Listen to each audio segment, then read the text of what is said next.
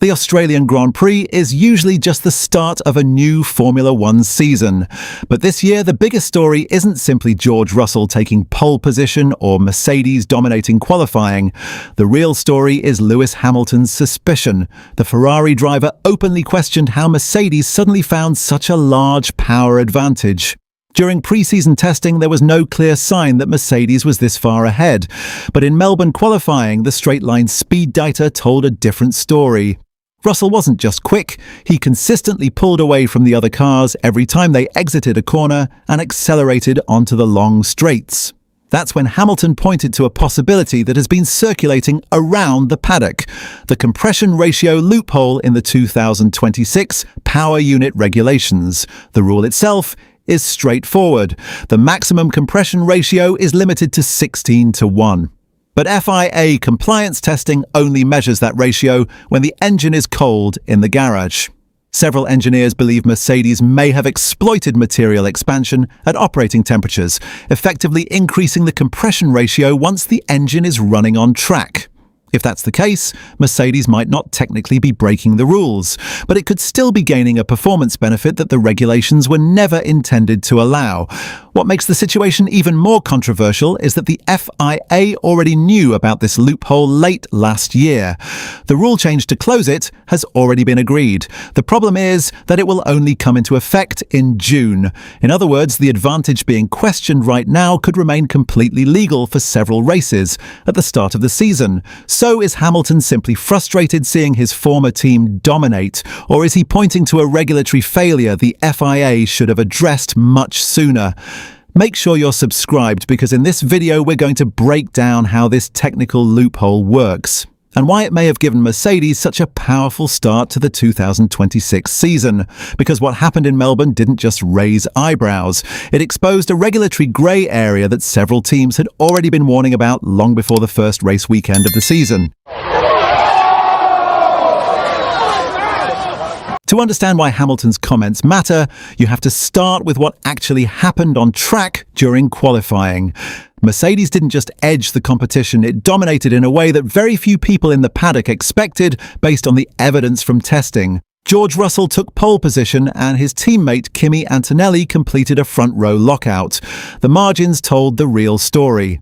Russell ended qualifying comfortably clear of the field, with the nearest non-Mercedes challenger almost 8/10 slower. Ferrari was even further back. Charles Leclerc was more than 8/10 adrift, while Hamilton himself ended up 7th, nearly a full second away from pole position. In modern Formula One qualifying, those gaps are enormous. Hamilton admitted the performance difference puzzled him. Speaking after qualifying, he said, "I don't understand it exactly. They didn't show that they could turn it up in testing, and now they've got this extra power from somewhere, and we need to understand what that is." That last line is important. Hamilton wasn't making a direct accusation of cheating, but he was very clearly pointing to something that, from the outside, doesn't add up. And that suspicion centers on one specific technical detail in the new 2026 engine regulations: the compression ratio of the internal combustion engine. Under the current rules, the maximum geometric compression ratio is limited to 16:1. That figure was deliberately reduced from previous seasons as part of the wider shift towards sustainable fuels and different combustion characteristics. But there's a crucial detail in how that rule has been enforced. The FIA compliance tests measure the compression ratio when the engine is cold, typically in garage conditions. That means the components inside the engine are at ambient temperature when the measurement is taken. Several rival manufacturers believe Mercedes may have designed its engine in a way that changes slightly once the engine reaches full operating temperature on track. When an engine runs at around 130 degrees Celsius, the materials inside it expand. If those expansions are carefully engineered, the effective compression ratio could increase while the engine is running, even though it still technically passes the cold measurement in the garage. That is the loophole that teams have been talking about. If the compression ratio effectively rises when the engine is hot, the combustion process becomes more efficient. The result is more power extracted from the same amount of fuel. Estimates circulating in the paddock suggest that advantage could be worth somewhere between 10 and 15 horsepower. In isolation, that doesn't sound dramatic, but in Formula One, even a small gain in engine efficiency can translate into a few tenths of a second per lap. And that's exactly the sort of performance gap that appeared in Melbourne. Hamilton made it clear that if the compression ratio explanation proves to be true, his frustration will not be aimed primarily at Mercedes. It will be aimed at the FIA. If it is the compression ratio, Hamilton said, then I'll be disappointed that the FIA have allowed that to be the case. That comment goes straight to the heart of the controversy, because the governing body was already aware that this loophole existed. Discussions about it had been ongoing among the power unit manufacturers since late 2025. Ferrari, Honda, Audi and Red Bull powertrains were all pushing for the rules to be clarified before the start of the 2026 season. Eventually, the FIA agreed to change the regulation, but the timing of that change is what has angered several teams. The updated rule will only come into force from the 1st of June. From that point onwards, the compression ratio will have to comply with the 16:1 limit, not only when the engine is cold, but also when it is operating at full temperature. Until then, the current testing method remains valid, which means any design that exploits the thermal expansion effect could remain legal for the first several races of the season. That's the awkward position the FIA now finds itself in. Technically, nothing Mercedes has done has been declared illegal, but the governing body has already acknowledged that the rule needed to be tightened, and that inevitably raises the question of why it wasn't done earlier. From Mercedes' perspective, the team has been quick to push back against suggestions that its advantage is purely down to a loophole. Team principal Toto Wolff suggested that the performance in Melbourne was the result of a combination of factors rather than a single trick in the engine design. Speaking after qualifying, Wolff admitted even Mercedes was surprised by the scale of the gap. "We're surprised by the gap," he said, "but I'm taking it." Wolff also pointed to the overall car package as a major reason for the team's performance. George Russell made a similar point. After securing pole position, he emphasized that the W17's strength was not just the power unit. "We've got a really great engine beneath us," Russell said. "However, we've also got a really amazing car beneath us, and that probably hasn't been highlighted enough." And there is evidence to support that argument. Analysis of the qualifying lap data suggests Mercedes isn't only faster on the straights.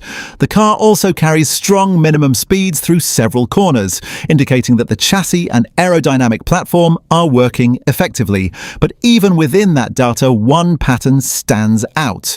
A huge proportion of the lap time advantage appears on the straights. When Russell exits turn 8 in Melbourne, the speed traces initially look similar between Mercedes and its rivals, but as the cars accelerate along the back straight, the Mercedes begins to pull away. By the time they reach the braking zone for the next corner, the gap has grown significantly. This pattern repeats multiple times during the lap. According to the data analysis, around 80% of the time lost by Ferrari relative to Mercedes occurs on sections of the circuit that account for roughly a third of the lap length. That strongly suggests the power unit and energy deployment strategy are playing a major role. Even teams using the same Mercedes engine have struggled to match the works team's efficiency. Oscar Piastri admitted McLaren was having to manage its energy much more conservatively. "We were lifting and coasting 3 times a lap," Piastri said, "and in some corners we've got effectively 450 horsepower less." That comment highlights another key factor in the new generation of Formula One power units. Energy management has become even more critical.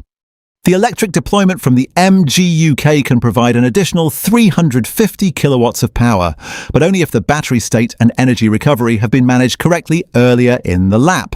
Teams that understand how to deploy that energy most efficiently gain a significant advantage. According to McLaren team principal Andrea Stella, this new era of Formula One requires a completely different way of thinking about performance.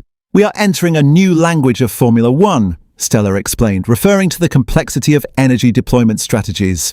That doesn't mean the compression ratio issue is irrelevant, but it does show that Mercedes' advantage is likely the result of multiple factors working together. Still, Hamilton's frustration reflects a broader concern among several teams. Even if Mercedes has simply been clever with its engineering, the question remains whether the rules should have allowed this situation to develop in the first place. Because once a loophole is discovered, the competitive consequences can arrive very quickly. And if one team benefits from it while others are still trying to understand it, the championship picture can start to tilt before the season has properly begun. That's why Hamilton warned that if the advantage lasts until the rule change arrives in June, the damage could already be done. If they have a few months of that, he said, then the season's done. Whether that proves to be true will depend on how quickly the other teams respond. But the controversy surrounding the Australian Grand Prix has already created a fascinating subplot to the 2026 season. Is Mercedes simply ahead because it has done the best engineering job under a brand new set of regulations? Or has it found a regulatory grey area that the FIA should never have left open in the first place? That's the debate now running through the paddock. And it's one that could define the early phase of this championship. So, what do you think? Is this just another example of Formula One teams pushing the limits of the rulebook, or did the FIA make a mistake by leaving this loophole open at the start of a brand new regulation cycle? Let me know your thoughts in the comments below. I'm really interested to see where you stand on this one.